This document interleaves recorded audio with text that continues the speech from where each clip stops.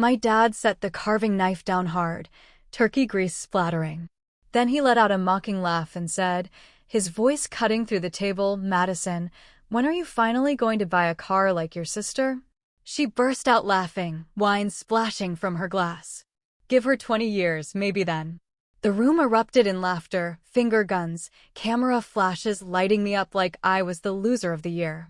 I shoved my chair back so hard it toppled, stormed past the tinsel, and kicked the front door open into the freezing night. The engine roared. One buzz before I peeled out. By midnight, 58 missed calls lit up my phone like a bomb timer. "I'm Madison Carter, 28. That was the moment everything exploded. Before I tell you what came next, smash that like button. If your family's ever made you the punchline, drop a like in the comments and tell me, have you ever walked out on your own blood? Your truth might save someone tonight. I drove home in silence, the heater blasting, but my hands still ice cold on the wheel. The Christmas lights blurred past, but my mind was already years back. Growing up in Charlotte, our house was the kind where the mailbox said the Carters, but the inside screamed dysfunction. My parents split when I was 12. Messy divorce, custody battles, the works. A year later, they remarried each other because, as Mom put it, it's cheaper than two houses. They never really fixed anything. Dad buried himself in his engineering job. Mom ran a small boutique downtown, and they both poured every extra dollar into my sister. She was the golden child from day one. Straight A student, cheer captain, the one teachers called a natural leader. Me, I was the quiet kid, sketching logos in notebooks, teaching myself Photoshop on a secondhand laptop. When college rolled around, my sister got full rides to every state school, but still demanded UNC Chapel Hill. Tuition $25,000 a year after scholarships. Dad looked at me one night over dinner and said, "We'll need your help, Madison." Family pulls together. I was 18, working part-time at a coffee shop. I co-signed the Parent Plus loan because refusing felt like betrayal. Monthly payments hit my account automatically, $400 wired out before I even paid rent. Then came the car. She totaled her high school Honda doing donuts in a parking lot. Instead of a used Civic, Mom insisted on a Lexus, fully loaded, pearl white. Reliable transport for a college girl, she said. The dealership wouldn't approve her a loan. Dad slid the papers across the kitchen table. "Just until she graduates." I signed. $680 a month, my name on the title. She wrecked the bumper twice in the first year. I covered the insurance hikes. Europe was next. Senior year, spring break, she announced a study abroad in Paris. Really an influencer trip with her sorority sisters. Flights, hotels, shopping, $8,000 on my credit card. "I'll pay you back with my first big sponsorship," she promised. That card maxed out at 15% interest. I paid minimums while eating ramen, building my freelance portfolio on the side. Meanwhile, I scraped together community college credits, then online courses in graphic design. No parties, no trips. My first big client paid $3,000 for a logo suite. I used half to cover her overdraft after she forgot rent on her off-campus apartment. Dad called it investing in her future. Mom bragged to her boutique customers about my daughter, the world traveler. Me, I was the reliable one, the one who didn't need much. The pattern locked in. Every birthday, every holiday, the conversation circled back to her achievements. "Look at this acceptance letter. Did you see her new followers?" My freelance gigs grew. I landed a retainer with a local startup, pulled 12-hour days, but it never registered. At family dinners, Dad would pat my hand and say, "You're doing fine, kiddo." Like fine was enough. Then Riley showed up. My cousin Riley Thompson, 32, financial lawyer based in Atlanta. He crashed on our couch one Thanksgiving after a conference nearby. We stayed up late, spreadsheets open on my laptop. He scrolled through my bank statements, eyes widening.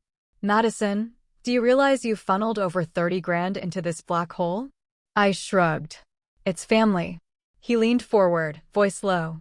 "You're not family. You're the funding source. They'll bleed you dry and call it love." I laughed it off then. But his words stuck. Every time another payment cleared, every time she posted a filtered selfie from a trip I funded, Riley's warning echoed. The Europe photos hit hardest, her in front of the Eiffel Tower, caption, "Living my best life." So blessed. Comments flooded in. Goals, queen. I refreshed the post. Saw mom's reply. So proud of my baby girl. No tag for the sister who paid the bill. By 25, I'd built a solid freelance business, corporate branding, app interfaces, enough to move into a one-bedroom in Raleigh. My sister graduated, landed a social media coordinator gig that paid peanuts. She quit after 3 months to focus on content creation. The Lexus payments lagged. The bank called me first. I covered gaps, $1,200 here, $1,500 there. Dad texted, "Temporary setback. You understand." Riley called every few months. Still playing bank for Dodge, but the numbers didn't lie. My emergency fund drained. Retirement contributions paused. Vacation non-existent. Meanwhile, her follower count climbed. Sponsored posts trickled in, never enough to cover the lifestyle she'd grown addicted to. Last summer, she pitched the condo. Miami beachfront, perfect for shoots. We'll split profits when I flip it. Translation, I co-sign. She lives rent-free. I pay mortgage. Dad backed her. Real estate builds wealth. Madison, think long-term. The numbers, 1.8 million property. My share, $600 a month.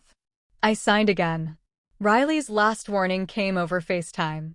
This isn't support. It's sabotage. One day you'll wake up broke and they'll still want more. I muted the call, stared at the cosign docs glowing on my screen. Family, right?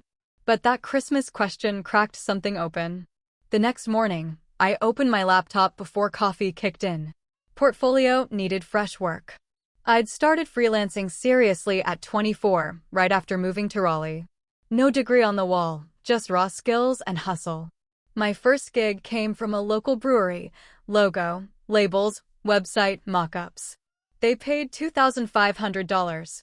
I reinvested every cent into Adobe subscriptions and a better monitor. Word spread on Upwork. A tech startup in Durham hired me for app icons, $5,000 upfront. Deadlines crushed sleep, but invoices cleared. By 26, I had a retainer with a marketing agency. Monthly, $3,000 wired steady. I pitched bigger, full brand overhauls for e-commerce sites. One client, an online fitness coach, doubled revenue after my rebrand. Referrals poured in. I built a site, MadisonCarterDesigns.com. Testimonials glowing. Income hit 6 figures last year. Mostly remote, pajamas optional. My sister Ava watched from afar. She'd quit her coordinator job chasing influencer dreams. TikToks and the Lexus Reels from coffee shops. Followers climbed to 50,000. But sponsorships flopped. Brands wanted ROI. Her engagement tanked. Bills stacked. Lexus payments skipped. Credit cards maxed. One Friday night, she FaceTimed from her apartment. "Mads, I found the perfect investment." Screen shared a Miami condo listing, oceanfront, 2 bedrooms, balcony for days. Price tag $1.8 million. Content gold mine. I'll film there. Flip it later. We split profits. Translation, she needed my credit. Dad jumped on the call. Real estate is smart, Madison. Builds equity. Mom chimed in. Ava's vision is huge. Pressure built. I ran numbers, down payment covered by her savings. My half, mortgage split. My share $600 a month. Bank approved me as cosigner. Her score wouldn't cut it alone. I signed digitally, telling myself it was the last time. Keys arrived 2 weeks later. Ava flew down first, posted stories, new studio vibes. Tar Miami creator videos rolled out, morning routines on the balcony, outfit hauls in the living room. Views spiked temporarily. She stayed weeks at a time. Expenses on my card, groceries, utilities, ring light upgrades. Payments auto-drafted from my account on the first. $600 gone before rent. I asked for her half once. Sponsors delayed. She texted, another month. Big collab incoming. Nothing came. Condo fees lagged. HI emails hit my inbox. I covered shortfalls, $200 here, $300 there. Freelance kept growing. I landed a corporate contract, SAS company rebrand, $25,000 phased. Celebrated with takeout, then wired Ava's Gap. Agency promoted me to lead designer on their team, remote but steady. My portfolio thickened, rates climbed. Ava's channel stalled. Algorithm shifts buried her. She pivoted to luxury lifestyle, but couldn't afford props without the condo. Posts slowed. She crashed there full-time, now subletting her Charlotte place for extra cash that never reached the mortgage. I tracked everything in a private spreadsheet. Tabs for clients, income, expenses. One column labeled AVA investments. Numbers climbed, $48,000 total sunk. Freelance highs funded her lows. Jordan Patel, my coworker from the agency, noticed during a Zoom. Your eyes look tired, Mads. Everything okay? I vented lightly. He forwarded finance podcasts on boundaries. I ignored them. Ava called excited one evening, booked a brand trip using the condo as base. Translation: more flights on my dime. I approved the charge, then stared at the ceiling. Clients praised my work. Startup CEO emailed, your decks closed our Series A. A bonus hit, $5,000. Half went to condo insurance top-up after Ava forgot. The imbalance sharpened. My apartment stayed basic, IKEA couch, no art. Her feed screamed luxury, comments, living the dream. I scrolled, thumb pausing on a video shot in our kitchen. Riley texted, still co-signing dreams? I replied with screenshots. He fired back, exit strategy now. But family dinner invites kept coming. Ava's latest pitch, pull the condo for holiday rentals. More signatures needed. I dodged. Freelance pipeline burst. International client, London fintech, 15 grand for UI kit. Deposit cleared. I treated myself to noise-canceling headphones. First non-essential in years. Ava's missed payment triggered bank alert. I logged in, saw red. Called her. Need your half tomorrow. Chill, sis. Payday soon. No payday existed. Spreadsheet stared back. Equity building, hers. Risk, mine. Christmas loomed. Invites arrived. Carter family gathering. Bring your success stories. The condo photos kept posting, but the bills kept landing in my name. Christmas Eve arrived. The Carter house decked in lights and forced cheer. I pulled up in my old sedan, gift bag in hand. Ava's new ride gleamed in the driveway, an upgraded Lexus SUV, blacked-out rims, fresh off lease. She posed beside it for photos, flashing keys. Upgrade time. Fam relatives swarmed, wing over leather seats. Mom beamed. My girl deserves the best. Dad nodded approval, slapping the hood. Dinner table buzzed. Plates piled high. Conversations loud. Ava dominated. Sponsors, love the new whip. Perfect for drive with me vids. Phones passed around her latest post.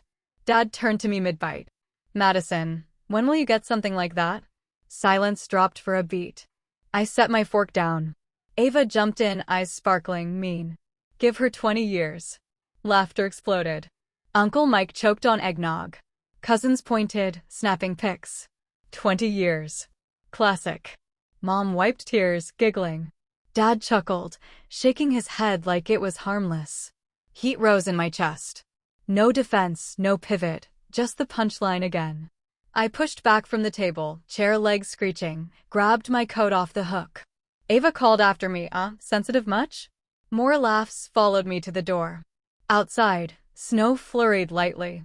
I slid into my car, engine turning over smooth. Backed out slow, headlights cutting the dark. No waves. Goodbye. The drive to Raleigh stretched 2 hours. Radio off. Mind racing. Ava's smirk replayed.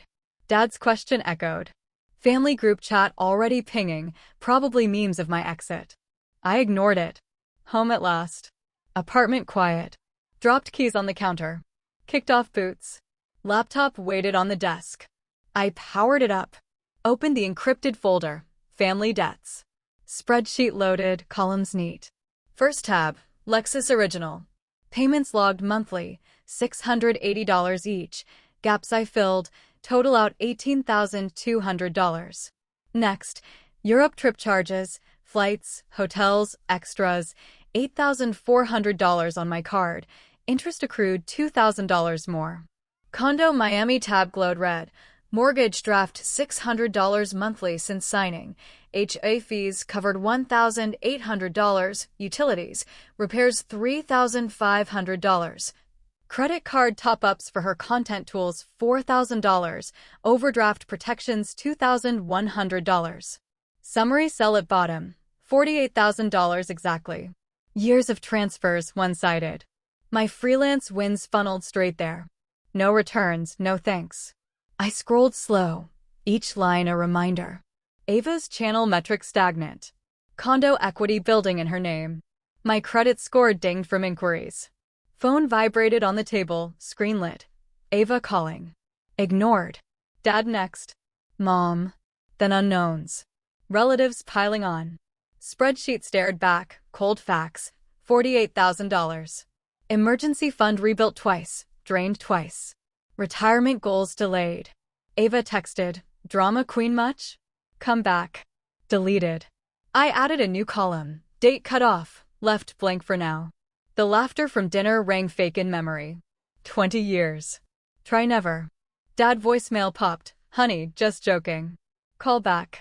Mom, don't ruin the holiday. Ava, everyone's asking where you went. Embarrassing. Notification stacked. I muted the thread. Back to the file. Filtered by year. 2020, $12,000. 2021, $15,000. This year, $21,000 already. Condo photos from Ava's feed loaded in another tab. Her lounging poolside, caption, winter escape goals. Likes rolling in. My inbox held client praise. Project delivered ahead. Bonus incoming $10,000 wired yesterday. Half earmarked for January mortgage. The imbalance hit hard. My portfolio site opened beside debts, awards, case studies, revenue graphs up. Theirs, excuses down. Riley's old text surfaced in search. Numbers don't lie. I closed the condo tab. $48,000. Not investment. Extraction. Phone buzzed again. Ava video call. Declined. Spreadsheet exported to PDF saved. Secure proof if needed. The night deepened outside. Snow melted on boots by the door. My cursor hovered over the summary cell, fingers steady on the mouse. I texted Riley the PDF attachment right then. His reply, on the next flight. He landed in Raleigh by midnight. Duffel slung over shoulder. We hugged quick at arrivals. No small talk. In the car straight to my apartment. Laptops out on the kitchen island. Coffee brewing strong. Riley scanned the spreadsheet fast. Condo, Lexus cards. Clean removal possible if primary can't qualify solo. He pulled templates from his firm drive. We drafted removal requests. Banks hate drama. Facts win. We built the email together. Subject. Formal request to remove cosigner from accounts. Body crisp. Reference numbers, original agreements, material changes without consent. Attached proofs, ID, statements, cosign docs. CC'd my personal banker for urgency. Riley leaned back. No emotion, just law. I read aloud once, voice steady. Hit send at 2:03 a.m. confirmation pinged instant. He crashed on the couch. I stared at the screen, folder chains loosening. Morning light filtered in. Phone on the counter exploded. 58 missed calls by 9. Ava led, 25 attempts. Voicemail stacking. First play, sobs cracking. How could you? The condo's my everything. Next, you're ruining my brand. Mom, Stephanie no in my contacts raged. Next, selfish. That property's family legacy. Fix it. Her shouts echoed tiny through speaker. Dad's calls spaced out softer. Madison, let's talk. No need for this. Pleading tone like always. Ava again. Sponsors pulling out because of stress. Your fault. Texts flooded between calls. Ava, come sign reversal papers. Dad, we're worried about you. Stephanie, ungrateful after all we gave. Riley sipped coffee, watching the screen. Expected panic. Hold line. I played one more voicemail. Ava midrant, 20 years. Try never now. Static. Cut her off. Bank auto reply hit inbox. Request received. Processing initiated. Ava Group messaged relatives. Emergency. Madison bailing on investments. I opened settings. Fingers moving deliberate. Ava blocked first. Number, socials, email. Stephanie next. Dad hesitated a second, then gone. Group chat archived. Notifications off. Phone fell silent. Sudden peace. Riley nodded. Digital walls up. They'll escalate. Physical next. I refreshed bank portal. Status, under review. Ava tried. Unknown numbers blocked on site. We mapped next steps. Refinance docs for them to sign a loan or default hits their credit. My liability paused pending. Riley printed copies filed. Neat. Evidence locked. Breakfast ignored. Adrenaline high. Dad emailed from work account. Call home. We can work this. Deleted unread. Ava Instagram story pinged before block. Blurred condo keys. Caption vague. Crisis. Silence held. Riley packed for return flight. You're free on paper soon. Stay strong. Hug at door. He left. Phone stayed dark. I opened client briefs. Focus shifting. Bank follow-up email. Primary borrower notified.